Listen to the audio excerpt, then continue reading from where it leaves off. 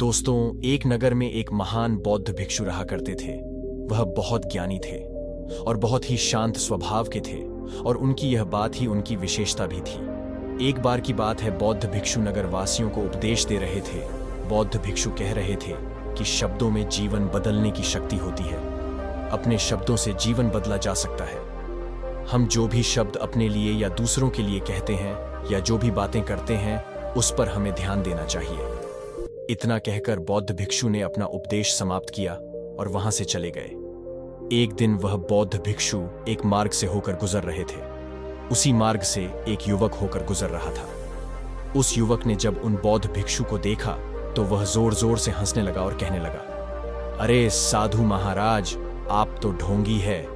आपकी उपदेशों में यह कहने से कि शब्दों में बड़ी ताकत है, आपकी बात सत्य नहीं हो जाएगी। ये सब सिर्फ बातें हैं। भला ऐसा कैसे हो सकता है कि शब्दों से हमारा जीवन बदल सकता है? उस युवक की सारी बातें उन भिक्षुओं ने ध्यानपूर्वक सुने और उसके बाद वह मुस्कुराते हुए उस युवक से कहते हैं, बेटा, नाथ से ही तो यह दुनिया प्रकट हुई है और अच्छे शब्दों के पीछे भी नाथ ही होता है जो पूरा जीवन बदल देता है। वह बौद्ध भिक्षु उस युवक से कहते हैं, देखो, मैं तुम्हें अपने अनुभव से बता रहा हूं, लेकिन फिर भी तुम्हें यकीन न हो तो तुम इसे खुद आजमा कर देख सकते हो। उन बौद्ध भिक्षु से यह बात सुनकर युवक थोड़ा सा गंभीर हो गया। उसने काफी देर सोच विचार किया और उसके बाद उन बौद्ध भिक्षु से कहता है, हे गुरुवर, अगर ऐसी बात है तो आप मेरे साथ चलिए। मेरा छोटा भाई है जिसकी उम्र करीब 25 वर्ष है और उसे न जाने क्या हुआ है। वह करीब 3 वर्षों से कुछ भी नहीं करता है, बस लेटा रहता है। दिन भर वह कुछ न कुछ सोचता रहता है। उसकी यह हालत देखकर हम सब बहुत परेशान हैं। माता पिता भी बहुत चिंतित रहते हैं। हम सब ने कई तरीके अपनाए, कई योजनाएं अपनाई, लेकिन कुछ भी काम नहीं आया। हमने कई बार उससे बात करने तक की कोशिश की, लेकिन वह हमसे कुछ भी नहीं कहता। परिवार का हर एक सदस्य पूरी तरह से थक चुका है, हार चुका है। आखिर वह क्या करना चाहता है, किसी को कुछ नहीं पता। तो हमारे शब्दों से उसका जीवन क्यों नहीं बदला? और जैसा कि आप कह रहे हैं कि शब्द सचमुच जीवन बदल सकते हैं, तो क्या आप मेरी मदद करेंगे? इस पर बौद्ध भिक्षु मुस्कुराते हुए उस युवक के साथ चल पड़ते हैं।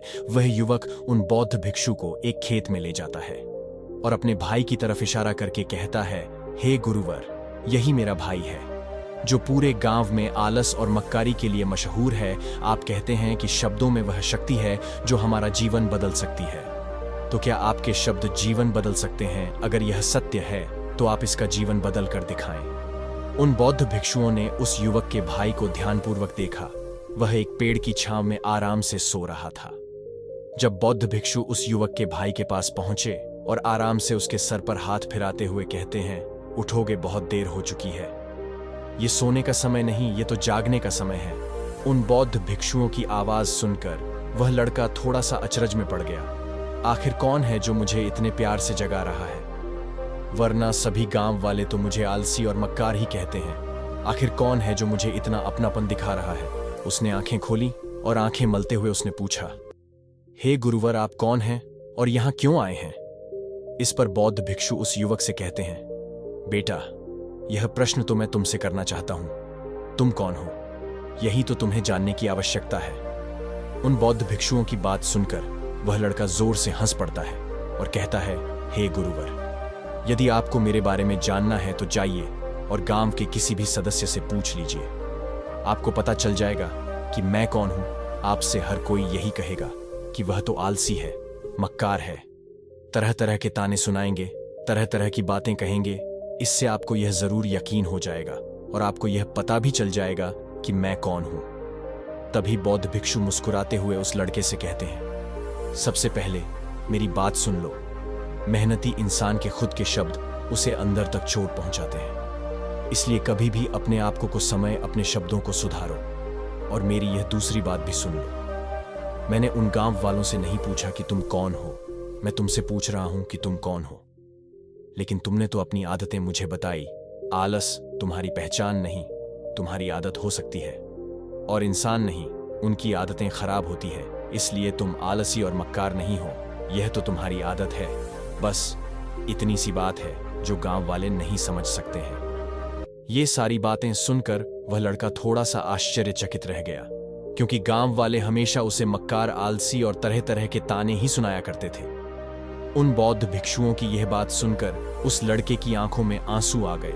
वह तुरंत ही दोनों हाथ जोड़कर उन बौद्ध भिक्षु के चरणों में गिर पड़ा और उनसे कहने लगा है, आप सत्य कहते हैं, यह मेरी आदत ही है और मैं इस आदत से बहुत परेशान हूं। मैंने बहुत कोशिशें, लाख उपाय किए, लेकिन मैं अपनी इस आदत से छुटकारा न पा सका। इन आदतों से बाहर आना बहुत कठिन है।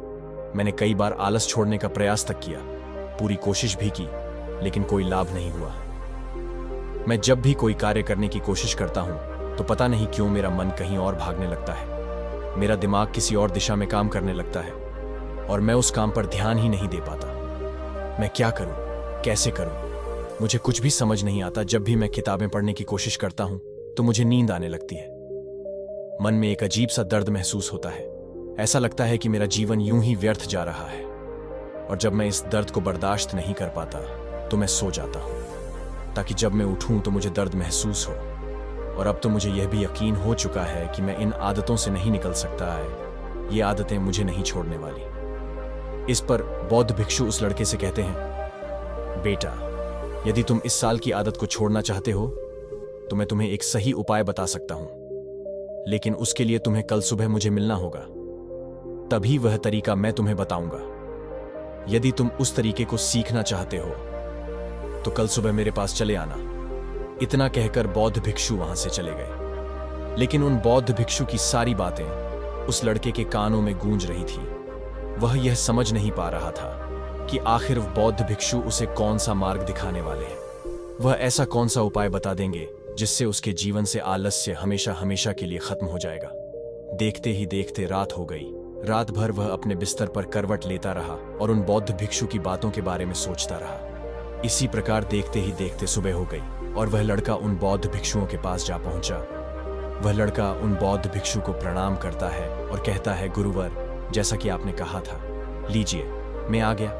अब मुझे वह मार्ग बता दीजिए जिससे मैं अपने जीवन से इस आलस्य को निकाल सकता हूं। तभी बौद्ध भिक्षु उस लड़के से कहते हैं, बेटा, जब भी तुम्हारा मन दुविधा में हो, तुम निर्णय न ले पा रहे हो और तुम्हारे मन में तरह तरह के प्रश्न उठ रहे हैं कि मैं क्या करूं, कैसे करें, इस कार्य को पूर्ण कैसे करूं, यह सब कैसे होगा, तब तुम वास्तविकता में अपने अतीत से सोच रहे हो कि पिछली बार तुम्हारे ऐसा करने पर क्या हुआ या अतीत में तुमसे लोगों ने क्या कहा था। तो आज से कभी भी अपने अतीत से नहीं बल्कि भविष्य से सोच। इस पर लड़का कहता है, भविष्य से वह भला कैसे। तभी बौद्ध भिक्षु उस लड़के से कहते हैं, मान लो कि तुम्हें आज किसी भी चीज की कमी नहीं है। तुम्हारे पास वह हर चीज है जो तुम चाहते हैं, वह सारी सुख सुविधाएं हैं। तो आप बताओ, तुम अपना जीवन कैसे व्यतीत करना चाहोगे। उन बौद्ध भिक्षु की यह बात सुनकर वह लड़का कुछ देर के लिए सोच में पड़ गया, क्योंकि आज तक उसने सभी गांव वालों के केवल ताने ही सुने थे। किसी ने भी आज तक उसके जीवन के बारे में उससे ऐसी बात नहीं की थी और वह गुरुवर उसे आने वाले भविष्य के बारे में उससे बातें कर रहे थे। उन बौद्ध भिक्षु की यह बात सुनकर वह लड़का खुद से प्रश्न करने लग गया कि अगर मेरे पास सब कुछ होगा, धन की कोई कमी नहीं होगी और सारी सुख सुविधाएं होंगी, तो मैं अपना जीवन कैसे व्यतीत करूंगा। कुछ देर सोच विचार करने के बाद बहन बौद्ध भिक्षु से कहता है, गुरुवार, मैं यह दुनिया घूमना चाहूंगा, पहाड़ों पर चढ़ना चाहूंगा, समुद्र की रेत पर जाना चाहूंगा और मैं एक बहुत बड़ा व्यापारी बनना चाहूंगा। तभी अचानक उस लड़के का ध्यान टूट गया और वह उन बौद्ध भिक्षु से कहता है, परंतु हे गुरुवर, यह सब कैसे संभव होगा। केवल मेरी मात्र सोच लेने से तो यह सब पूरा नहीं होने वाला। उसके ऐसा कहते ही उसके अतीत में बीती हुई सारी घटनाएं उसकी आंखों के सामने से गुजरने लगी और वह एक बार फिर से निराश होने लगा। और अब वह यह सोचने लगा कि मेरे पास तो पैसे ही नहीं है, तो मैं भला व्यापार कैसे कर सकता हूं, ना ही मेरे पास व्यापार का कोई अनुभव है। ऐसी स्थिति में भला यहां से कैसे निकल सकता हूं। उस लड़के के इस प्रश्न का जवाब देते हुए वह बौद्ध भिक्षु उस लड़के से कहते हैं, हर रात में सोने से पहले तुम हर दिन अपना लक्ष्य एक कागज पर लिखो और सुबह उठकर सबसे पहले उस लक्ष्य को देखो और सोचो कि उस लक्ष्य को पाने के लिए तुम आज क्या कर सकते हो। और जो भी तुमने उस कागज पर लिखा होगा, उस कार्य को उसी दिन पूरा करने की हर मुमकिन कोशिश करो। इस पर वह लड़का कहता है, ठीक है, आप सच कह रहे हैं, लेकिन जब मैं बहुत सोचने लगता हूं तो मेरा मन बेचैन होने लगता है। और मन में तरह तरह के विचार उठने लगते हैं। और इन विचारों को शांत करने के लिए मैं सो जाता हूं ताकि वह विचार मुझे परेशान ना कर पाए। उस लड़के की इस समस्या का समाधान करते हुए वह बौद्ध भिक्षु उस लड़के से कहते हैं, बेटा अंतर्मन की चाल को पकड़ो और शब्दों की मदद से नया भविष्य बना दो। तभी लड़का कहता है, हे गुरुवर, आप क्या कहना चाहते हैं? मैं आपकी बात समझ नहीं पा रहा हूं। पर बौद्ध भिक्षु मुस्कुराते हुए कहते हैं, बेटा कैसे होगा? ये जो सवाल है, ये सवाल नहीं बल्कि एक डर है जो तुम्हारे अंतर्मन में बैठा हुआ है, जो तुम्हें अगला कदम लेने से रोक रहा है, तुम्हें कदम आगे बढ़ाने से रोक रहा है। यदि तुम वास्तविकता देखो तो किसी को भी नहीं पता होता कि वह कार्य कैसा होगा, लेकिन एक इंसान जब दृढ़ निश्चय कर लेता है तो वह अपने उद्देश्य को सामने रखकर लगातार प्रयास करता रहता है और वह अपनी सफलता प्राप्त कर ही लेता है। मेरा आपसे निवेदन है कि आप इस वीडियो को अभी तक देख रहे हैं तो इस वीडियो को अंत तक जरूर देखिएगा। तभी वह लड़का उन बौद्ध भिक्षु से कहता है कि हे गुरुवर, अगर ऐसी बात है तो मन में बार बार चिंता क्यों होती है? मन बार बार बेचैन हो उठता है। इस पर बौद्ध भिक्षु कहते हैं, बेटा, क्योंकि तुम्हें डर है कि तुम कमजोर हो। तुम्हारे अंतर्मन में बैठा है कि तुम में कुछ कमी है, तुम किसी काम के नहीं हो, और यही कारण है कि तुम कोशिश करने से डरते हो, क्योंकि तुम्हारा अंतर्मन हमेशा तुम्हें रोकता रहता है। जब भी तुम कोई कार्य शुरू करना चाहते हो, तुम्हारा मन तुमसे पहले कह देता है इससे आगे बढ़ना, अन्यथा तुम हार जाओगे, और इसी कारण तुम्हें चिंता होने लगती है, तुम्हारा मन बेचैन होने लगता है। तभी वह लड़का कहता है, गुरुदेव, आपने जो कुछ भी कहा वह बिल्कुल सत्य है, लेकिन अब आप ही मुझे बताइए कि मैं इस परेशानी से बाहर कैसे निकलूं? इसका जवाब देते हुए बौद्ध भिक्षु उस लड़के से कहते हैं, बेटा, इस समस्या का समाधान बहुत ही आसान और सरल है। तुमने देखा होगा कि अक्सर ही हम अपने आप को दोष देते रहते हैं, अपने आप को तरह तरह के अपशब्द कहते रहते हैं जो हमारे अंतर्मन में जाकर बैठ जाते हैं और वहीं हमें आगे बढ़ने से रोकते हैं। और इन शब्दों का हम पर बहुत गहरा प्रभाव भी पड़ता है, क्योंकि जैसा हम खुद से कहते हैं, जैसा हम पूरी भावनाओं के साथ सोचते हैं, हम वैसा ही बनते चले जाते हैं। इसीलिए यदि तुम खुद को बदलना चाहते हो तो तुम भी काबिल बन सको, तो तुम्हें अपने अंतर्मन को नए संदेश देने की जरूरत है। जैसे कि मेरे शरीर का हर एक हिस्सा, हर एक विचार शांति और ऊर्जा से भरा हुआ है। मैं दृढ़ संकल्प और आत्मविश्वास के साथ हर दिन के लक्ष्यों को पूरा करता हूं। मैं अपनी कमजोरी को अभ्यास में बदलता हूं, चिंता को ध्यान में बदलता हूं। मैं उत्साह और ऊर्जा से भरा हुआ है, लगातार अपने लक्ष्यों पर काम करता हूं। ऐसे शब्द जब तुम खुद से कहोगे तो तुम शक्तिशाली महसूस करने लगोगे और तुम्हारी सारी चिंताएं खत्म होने लगेगी, क्योंकि यही शब्दों की ताकत है। वह तुम्हें वही बना देंगे जो तुम खुद से कहोगे।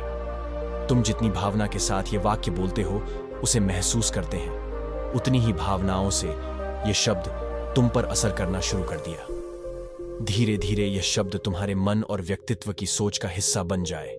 लेकिन मेरी एक बात याद रखना कि तुम्हारा अंतर्मन इतनी आसानी से हार नहीं मानने वाला। जब तुम आगे गए तो मौका मिलते ही वह तुम्हें पीछे खींचेगा।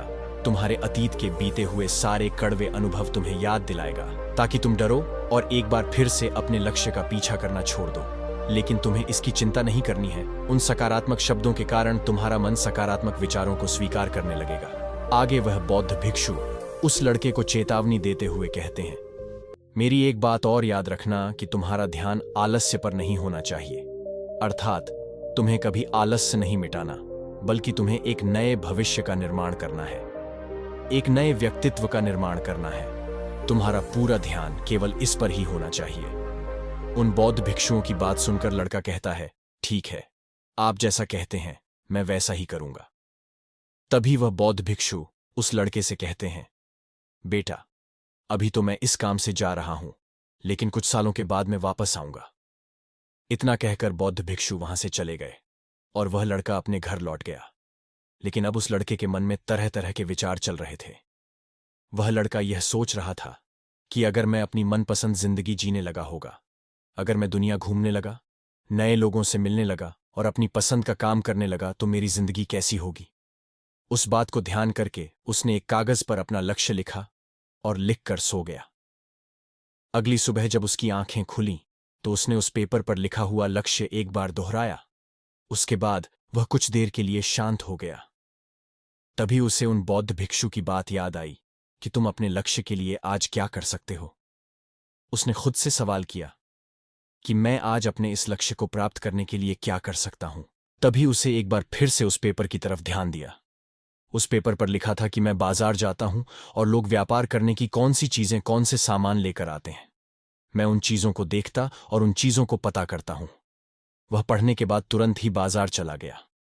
वह अलग अलग दुकानों पर बैठा और देखा, लेकिन उसे कुछ समझ नहीं आ रहा था, क्योंकि लोग अलग अलग व्यापार कर रहे थे, अलग अलग तरह की चीजें और सामान ले रहे थे, और किसी ने उसकी कोई मदद न की। वह बहुत उदास हो गया और निराश होकर वापस घर लौट आया। तभी उस लड़के को उन बौद्ध भिक्षु की एक और बात याद आई। शब्दों में बहुत ताकत है और शब्द हमारा जीवन बदल सकते हैं। उसे बहुत सकारात्मक विचार याद आए। वह उन्हें सुबह शाम दोहराने लगा और अब से वह हर दिन ऐसा ही करता। देखते ही देखते 1 महीना बीत चुका था, लेकिन अब तक उसके जीवन में कोई बदलाव नहीं आया था। अब वह लड़का यह सोचकर निराश होने लगा था कि उसके जीवन में तो कुछ भी परिवर्तन नहीं हो रहा। लेकिन 1 महीने के बाद उसे महसूस हो रहा था कि वह पहले से अच्छा महसूस कर रहा है। उसका दिमाग अच्छी तरह से सोच पा रहा है। वह पहले से ज्यादा चलने फिरने लगा है। धीरे धीरे उसे समझ में आने लगा कि जो लोग आगे बढ़ते हैं, महान काम करते हैं, उनकी सोच में कितना अंतर होता है। वे लोग हमेशा शक्तिशाली विचार सोचते हैं। दूसरों की छोटी सोच और डर से वह कभी प्रभावित नहीं होते हैं।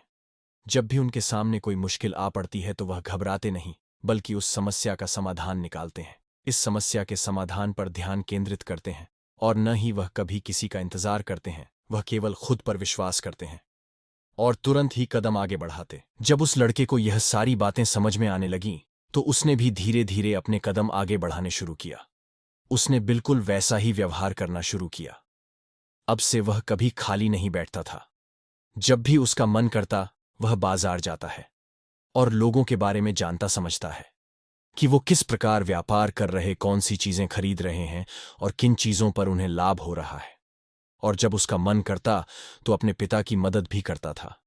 वह अपने पिता के साथ मंडी में जाता, वहां पर जाकर मोलभाव करता, तो हमेशा कुछ न कुछ सीखने में ही जुटा रहता है।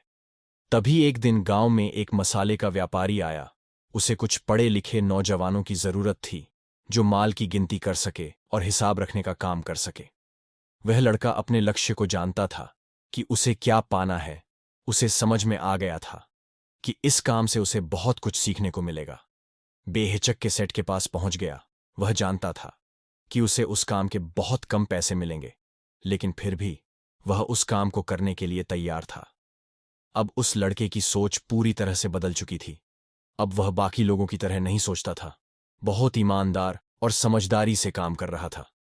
देखते ही देखते करीब 3 महीने बीत गए और अब व्यापारी यह समझ चुका था कि नौजवान बहुत ही समझदार है और वह उसे व्यापार में बहुत मदद करता है। इसलिए उस मसाले के व्यापारी ने उस लड़के को अपना सहायक बना लिया। उस व्यापारी ने देखा कि इस लड़के की दिनचर्या सबसे अलग है। यह हर दिन पढ़ता है, लिखता है, सुबह उठकर ध्यान करता है, नई चीजें सीखता है, परेशानी आई तो भी विचलित नहीं होता है। यह सबसे सम्मान से बात करता है, सबका आदर करता है। देखते ही देखते 1 साल बीत चुके थे और अब तो व्यापारी उस नौजवान से बहुत खुश था। उसने धीरे धीरे उस नौजवान को व्यापार के सारे गुण खाद्य और देखते ही देखते वह लड़का अब एक छोटा सा व्यापारी बन चुका था। और जब उस लड़के के अंदर व्यापार की समझ आ गई तो उसने जड़ी बूटियों का व्यापार शुरू कर दिया और देखते ही देखते केवल कुछ ही वर्षों में उस नगर का सबसे बड़ा व्यापारी बन गया। लोग उसे सबसे बड़े व्यापारी के नाम से जानने लगे। उसकी नाम दूर दूर तक फैलने लगा। करीब 5 वर्षों बाद जब वह वापस अपने घर लौटा तो लोग बहुत हैरान थे। उसे देखकर लोग बहुत अचंभित थे। उसके सारे जानने वालों ने उस लड़के से पूछा, तुम इतना कैसे बदल गए? तब उसने कहा, उन गुरु ने सच ही कहा था, शब्दों से हम जीवन बदल सकते हैं। वैसे आपने आज के इस वीडियो से क्या सीखा, मुझे आप कमेंट में जरूर बताइएगा। इसी के साथ में उम्मीद है कि आपको आज की ये वीडियो जरूर पसंद आई होगी। आप सभी लोग इस वीडियो को एक लाइक करके चैनल को सब्सक्राइब कर लीजिए।